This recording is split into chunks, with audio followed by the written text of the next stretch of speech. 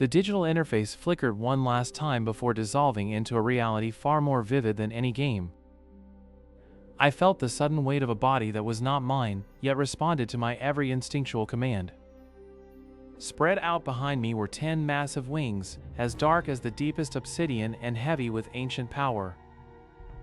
This was the character I had built to conquer the world, the black-winged Overlord, Lufas Mapahl.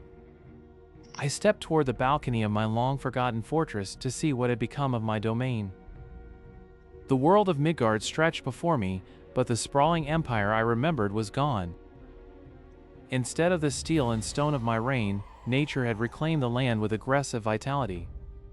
A quick check of my status revealed that 200 years had passed since my supposed defeat. The 7 heroes who defeated me were now legends, and I was a ghost of a forgotten era. I noticed a small, nervous figure approaching the base of my tower through the thicket. It was time to remind this world that the Overlord had returned to claim her due.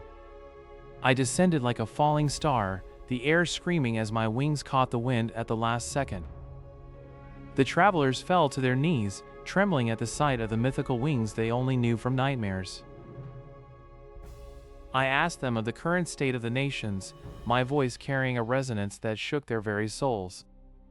They spoke of a world divided, and the looming threat of the Demon King's army. It seemed that without my iron fist, the world had fallen into a messy state of chaos.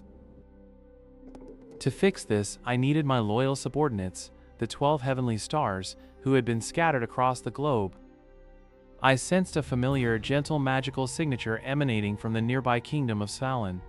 It was Ares, the most devoted of my stars, whose loyalty was as soft as wool but as hard as steel. I took to the skies once more, leaving the terrified merchants behind in a cloud of feathers. Below me, the city of Svalin was besieged by a swarm of low-level demonic beasts. These creatures were insults to the very concept of power, and their presence annoyed me. With a single flick of my wrist, I unleashed a wave of gravity magic that flattened the monsters into the earth. The city guards watched in silence as their attackers were erased in a heartbeat. I ignored the cheers and landed in the center of the town square, where the magical signature was strongest. There, standing before a small shrine, was a young man with hair as white as a cloud. He turned, and as his amber eyes met mine, his entire frame began to tremble with recognition. "Mistress Lufas?" he whispered, his voice cracking with 2 centuries of stored-up longing. I smiled, a genuine expression that I rarely permitted myself in the old days of the game. "I am back, Ares," I said, "and I have come to take you home." He threw himself at my feet, sobbing with a relief that could only come from a soul reborn. But the reunion was interrupted by a dark, oppressive aura that began to boil from the shadows of the alleyways. A demon of high rank had been hiding, waiting for the Overlord to show her face. Ares immediately stood, his gentle aura transforming into a blazing inferno of defensive magic. "You will not touch her," he hissed, his voice no longer that of a soft-spoken boy. I stepped forward, placing a hand on his shoulder to calm his rising temper. "Let me handle this, Ares. It has been 2 centuries since I've properly introduced myself to this era." I didn't even use a spell, simply exerting my presence until the very space around the demon began to crack. The demon disintegrated into dust, unable to withstand the sheer weight of my existence. With Ares by my side, the path to reclaiming the other 11 stars was finally open. However, as we prepared to leave, a strange, hooded figure watched us from the high spires of the cathedral. They held a script in their hand, and the words on the page were changing in real time. My return was not just a rebirth, it was a deviation from a plan I didn't yet understand. Who was managing this scenario, and why did they look exactly like the advisor I once trusted? The image of Dena's face burned into my mind as I wondered how a mere advisor could mirror the architect of this world. Shaking off the unease, I turned my gaze toward the horizon where the floating continent of Galarhorn drifted amidst the clouds. My next objective was clear. I needed to retrieve the next member of the 12 heavenly stars. Ares followed closely behind me, his golden aura trailing like a comet across the azure sky. As we approached the borders of the Sky Kingdom, the sheer scale of the magical barriers became evident. The nation of Galarhorn was no longer the unified paradise I remembered from 2 centuries ago. We landed in the lower districts, where the stench of poverty and resentment hung heavy in the air. It didn't take long to realize that the winged inhabitants were divided by the purity of their feathers. The luminaries held the power, while those with mixed blood were cast down into servitude. Dena walked beside me, her expression unreadable as she commented on the natural evolution of societies. A sudden commotion erupted in the central square as a young girl was accused of harboring demonic energy. I stepped forward, my presence alone causing the aggressive guards to freeze in their tracks.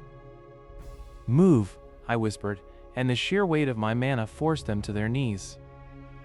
The young girl looked up at me with wide eyes, recognizing the legendary features of the Overlord. To my shock, I felt a faint trace of mana from the girl that felt hauntingly familiar. Suddenly, the leader of the luminaries arrived, flanked by elite soldiers who showed no fear of my name. He claimed that the girl was a vessel for a demon and that her execution was mandated by the heavens. I realized then that the heavens he referred to were not a metaphor, but a direct command structure. "If she is a demon, then I am the god of all demons," I declared, laughing at their pathetic logic. The luminary leader attacked, his sword moving with a speed that would have decapitated any normal hero. I caught the blade between 2 fingers, the metal snapping effortlessly under my grip. In that moment of contact, I sensed the rot within him, a parasite made of pure malice. This wasn't racial conflict, it was a systematic infection by the very demons I was supposed to have eradicated. With a burst of mana, I purged the entity from his body, revealing the twisted form of a high-ranking demon.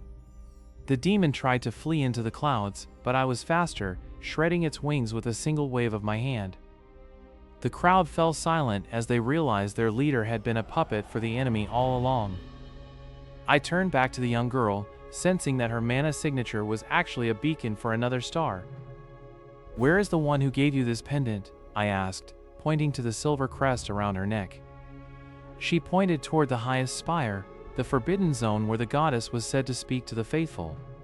Ares stepped forward, his eyes blazing with a newfound intensity as he sensed his former comrade's presence. Dena vanished into the shadows of the alleyways, claiming she would gather information on the spire's defenses. I watched her go, the nagging feeling that she was following a script of her own creation growing stronger. We breached the spire's gates, the mechanical guardians falling like wheat before a scythe. At the top, we didn't find the goddess, but a woman trapped in a cage of light. It was Libra, the scales of the heavenly stars, her eyes vacant, and her body acting as a battery for the kingdom. The realization hit me. The scenario required the stars to be harvested for energy to maintain this false utopia. A voice echoed through the room, mocking my return and calling me a relic of a deleted save file. I looked up to see a projection of a being that defied all logic, existing partially in our world and partially in another. As the projection faded, I saw Dena standing on a balcony outside the spire, staring at the sky with that same terrifying smile. In her hand was a mirror, and for a split second, her reflection wasn't her own, it was the goddess herself. She looked at me through the glass and whispered a word that made my blood run cold: "Checkmate." As the floor beneath me began to dissolve into digital code, I realized I hadn't just entered a kingdom, I had walked straight into a trap. The digital code flickered around my boots as the ground itself threatened to delete my existence. I spread my obsidian wings wide, flapping them once to propel myself out of the collapsing data trap. Far below the floating islands, a massive fortress of obsidian and bone rose from the mist to meet me. As I landed on the highest parapet, the Demon King Orm stood waiting for me with a look of recognition. Orm explained that our rivalry was never real, but merely a script written by an unseen hand. He revealed that the goddess Alovanus creates heroes and demon kings just to keep the world in a state of eternal war. The realization that 200 years of suffering were just entertainment for a deity burned in my chest. Suddenly, the sky split open like a cracked mirror, revealing the true face of our creator. Alovanus spoke with a voice that sounded like 1,000 bells, mocking our desire for freedom. I pointed my finger toward the heavens, summoning the full power of the black-winged Overlord. She attempted to rewrite my personality using her divine command, but my will remained unshakable. Orm joined me, his runic tattoos glowing with a forbidden light that could wound a god. Together, we combined our powers to create a blast that could pierce the fabric of the scenario. The goddess vanished, leaving behind a message that the final battle would take place at the edge of the world. I turned to my companions who had gathered at the base of the fortress to support their leader. I told them that we were no longer pawns in a game, but the masters of our own destiny. We marched toward the boundary where the world's code ended and the void began. At the world's end, we found the throne of Alovinus, a structure of pure light and geometric perfection. She sat there, bored, waiting for us to play our parts in the final act of her play. I drew my sword, a blade forged from the memories of all those she had discarded. With a single stroke, I shattered the barrier of fate that protected her divine form. The goddess finally showed a hint of fear as she realized I was no longer bound by her laws. She unleashed a wave of erasure, attempting to delete me from the world's memory. I forced my wings to beat against the void, refusing to become nothingness. The 12 heavenly stars lent me their strength, their spirits manifesting as pillars of light behind me. I lunged forward, moving faster than the speed of her divine thoughts. My blade struck her core, and the entire structure of the artificial world began to moan in pain. The goddess smiled one last time, admitting that this was the ending she secretly hoped for. With her defeat, the digital shackles on the people of Midgard shattered simultaneously. I looked down at my hands, seeing that they were no longer made of game data, but real flesh and blood. Orm approached me and offered a handshake, a sign of peace between demons and humans. I returned to my castle, where my followers were waiting to celebrate our newfound freedom. The world of Midgard began to change, no longer a scripted stage but a place of genuine growth. I sat on my throne, but this time, the crown felt light and meaningful. Ares sat by my feet, finally able to rest after 2 centuries of waiting. I realized that being the final boss was just a role, but being Lufas was a choice. The future was now a blank book, and I was the one holding the pen. I had successfully protected the world from the one who created it. For the first time in my life, I felt truly at home in this world. The story of the black-winged Overlord had ended, but my own life was only just beginning.